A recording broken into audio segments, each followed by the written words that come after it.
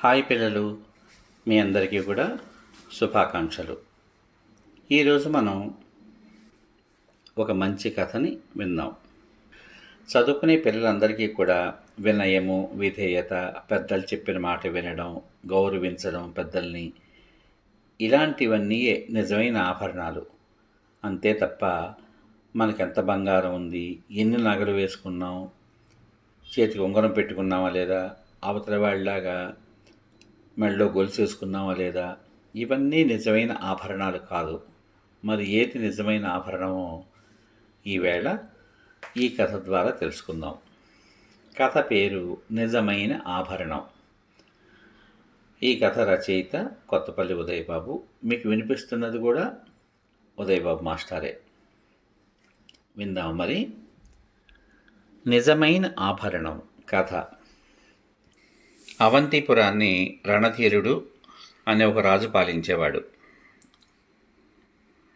ఆ రాజుగారు ఒకరోజు సభలో ఉండగా నందకుడు అనేటువంటి ఒక ఉపాధ్యాయుడు ఆయన ఆస్థానంలోకి వచ్చి, అయ్యా మహారాజా, నేను ఈరోజు తమ ముందు నాకు తెలిసిన విద్యనంతటినీ ప్రదర్శిస్తాను.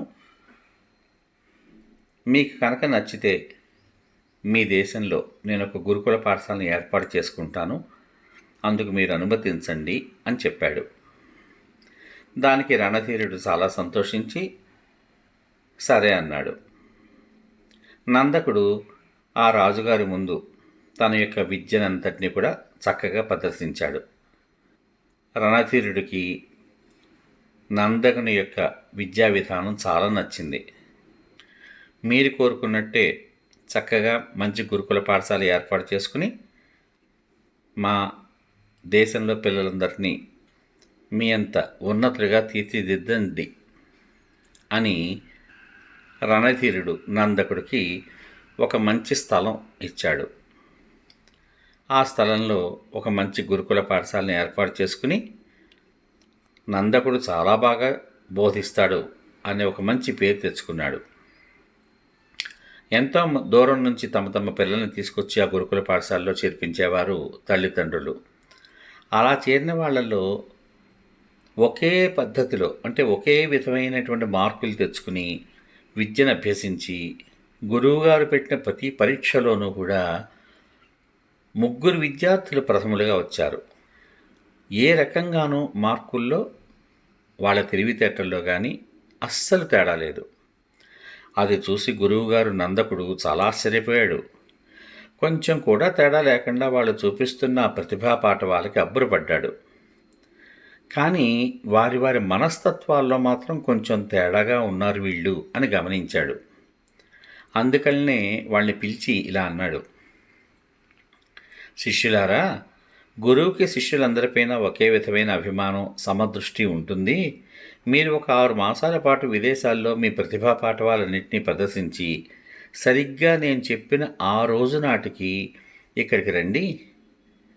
నేను మీకు విద్య చెప్పడంలో నేను ఎంతగా కృతకృత్యుడయ్యానో తెలుసుకునే అవకాశం నాకు కలుగుతుంది. నాకు ఇప్పుడు తేడా తెలియడం లేదు. ఆ రోజున మీలో ఎవరు గొప్పవారో, ఎవరు బాగా విద్య గడించారో నేను నిర్ణయించుకుంటాను అని కోరాడు. దానికి ఆ 3 కూడా సరే గురువర్య అని చెప్పి ఆయన దగ్గర సెలవు తీసుకున్నారు. 6 నెలల తర్వాత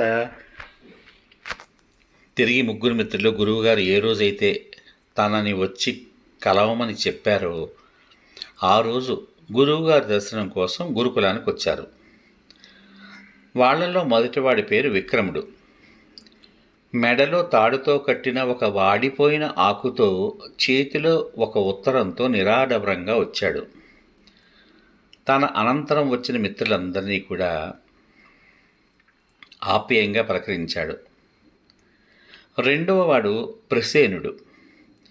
ఇతను చేతిలో ఒక లేఖతో మాత్రమే వచ్చాడు. మూడవ వాడి పేరు అభినందనుడు. వాడు రావడమే ఆర్భాటంగా రథంలో వచ్చాడు. అతని వెనక అనేక బహుమతులు పట్టుకుని 2 సైనికులు వచ్చారు. గురుకులంలో శిష్యగణం అంతా కూడా ఈ అభినందనుడి చుట్టూ చేరి, అబ్బా భలే, ఎన్ని నగలు సంపాదించావురా, ఎంత పేరు తెచ్చుకున్నావురా అని మెచ్చుకుంటూ వాణ్ణి ఆశ్చర్యంతో చూడసాగారు.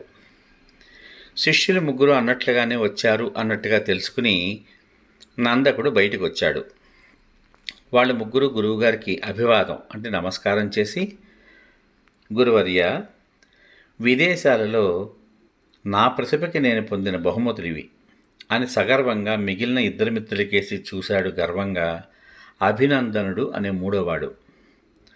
ఆ ఆశ్రమంలో శిష్యులందరూ కూడా విపరీతమైన కరతాళ ధ్వనులు చేశారు. చప్పట్లతో ఆ ప్రదేశం అంతా కూడా మార్మోగిపోయిందనుకోండి. అనంతరం గురువుగారి ముందు మోకాళ్ళ మీద మోకరిల్లి తన చేతిలోని లేఖను గురువుకి అందించాడు రెండవ వాడు ప్రసేనుడు. పొరుగు రాజ్యంలో చూపించిన ప్రతిభకి ఆ దేశపు రాజు ప్రసేనుడిని తన సేనాధిపతిగా నియమించిన నియామక పత్రం అది. అభినందనుని వైపు ప్రసేనుడు మరింత విజయగర్వంతో చూసిన చూపుకి తనలోనే తాను నవ్వుకున్నాడు నందకుడు.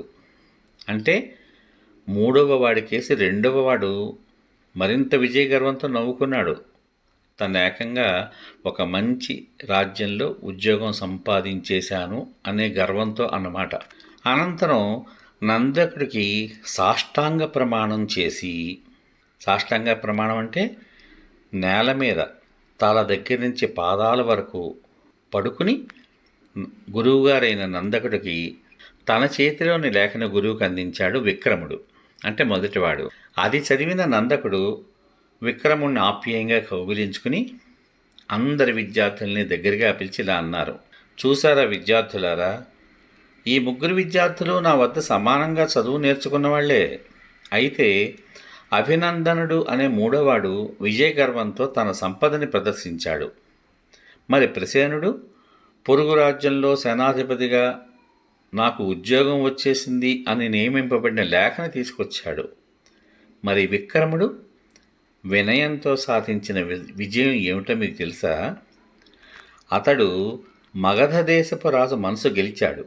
అంటే ఆ రాజ్యంలో అతను చూపించిన ప్రజ్ఞాపాఠవ ప్రదర్శనలో మొదటి స్థానంలో వచ్చిన వారికి తన అంతఃపురంలోని ఆలివ్ చెట్టు ఆకుతో సత్కరించడం ఆ దేశంలో అత్యున్నతమైన గౌరవం.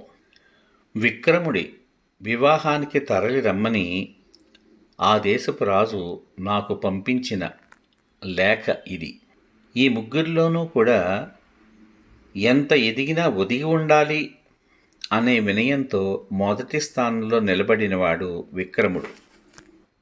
ఒకే విధంగా విద్యను అభ్యసించినప్పటికీ వాళ్ళు ప్రదర్శించిన వినయ విధేయతల వల్ల, వాటిల్లో ఉండే తేడాల వల్ల మొదటి స్థానంలో ఉన్నాడు విక్రముడు.